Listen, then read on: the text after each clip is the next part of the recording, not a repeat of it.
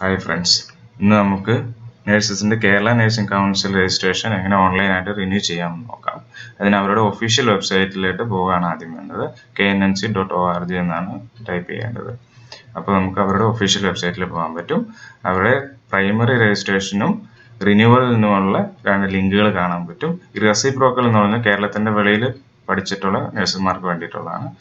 Renewal കൊടുക്കുക, application click ചെയ്യുക. നമ്മുടെ പേഴ്സണൽ ഡേറ്റ, നമ്മുടെ കോഴ്സ് കഴിഞ്ഞത്, നമ്മുടെ ഏതാ കോഴ്സ് എന്നുള്ളത്, date of birth, full biodata, നമ്മുടെ സർട്ടിഫിക്കറ്റിൻ്റെ നമ്പർ, അവിടെ കേരള നഴ്സിംഗ് രജിസ്ട്രേഷൻ സർട്ടിഫിക്കറ്റിൻ്റെ നമ്പർ, ഇതൊക്കെ വളരെ കൃത്യമായിട്ട് തെറ്റാതെ ടൈപ്പ് ചെയ്ത് കൊടുക്കണം. ഇതിൽ എന്തെങ്കിലും പിഴവുകൾ സംഭവിച്ചാൽ KNMC ഒരിക്കലും ഉത്തരവാദിത്തം ഏറ്റെടുക്കുന്നതല്ല എന്നാണ് അവർ പറഞ്ഞിട്ടുള്ളത്. പിന്നെ നമ്മൾ അടച്ച പൈസ അവരൊരിക്കലും തിരിച്ചും തരത്തില്ല. അപ്പോൾ വളരെ പ്രോപ്പറായിട്ട് വേണം ചെയ്യാനായിട്ട്. ഇമെയിൽ അഡ്രസ്സ് കൊടുക്കുമ്പോഴും വളരെയധികം ശ്രദ്ധിക്കേണ്ടതാണ്. ഈ ഇമെയിലിലേക്കാണ് നമ്മുടെ രജിസ്ട്രേഷൻ ആപ്ലിക്കേഷൻ നമ്പർ നമുക്ക് അയച്ചു തരുന്നത്. പിന്നെ ഒരു ഫോട്ടോ അപ്ലോഡ് ചെയ്യാനുണ്ട്. അതിൽ നമുക്ക് PSCയിലൊക്കെ ചെയ്യുന്നത് പോലെ തന്നെ സൈസും പിക്സലൊക്കെ റെഡ്യൂസ് ചെയ്തിട്ട് വേണം, കംപ്രസ് ചെയ്തിട്ട് വേണം അപ്ലോഡ് ചെയ്യാൻ. അവരുടെ ഡിക്ലറേഷൻ അക്സെപ്റ്റ് ചെയ്യുക. എന്നിട്ട് നമ്മൾ പേയ്മെൻറ്റിൻ്റെ പേജിലോട്ട് ഡയറക്റ്റ് ചെയ്യുന്നതാണ്.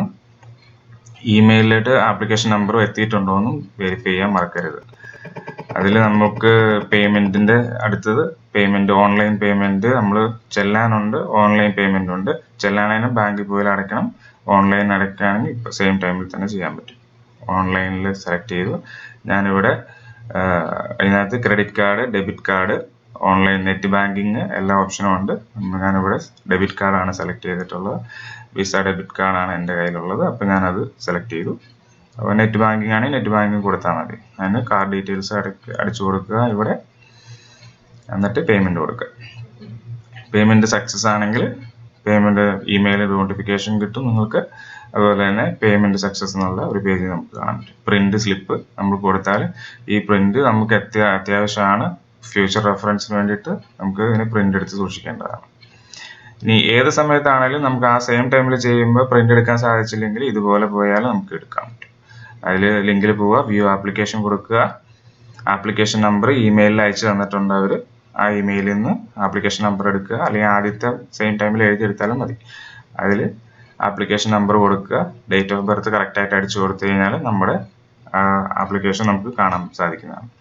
അതിൽ നമ്മുടെ പേയ്മെൻറ്റ് ചെയ്തിട്ടുണ്ടെങ്കിൽ പേയ്മെൻറ്റിൻ്റെ ഡീറ്റെയിൽസ് നമുക്ക് കാണാൻ സാധിക്കും. ഈ പേയ്മെൻറ്റ് സ്ലിപ്പും പ്രിൻ്റ് എടുത്ത് വെക്കേണ്ടതുണ്ട്. അതുപോലെ ആപ്ലിക്കേഷനും പ്രിൻ്റ് എടുത്ത് സൈൻ ചെയ്തിട്ട് വേണം നമുക്ക് KNMCക്ക് അയച്ചു കൊടുക്കാൻ.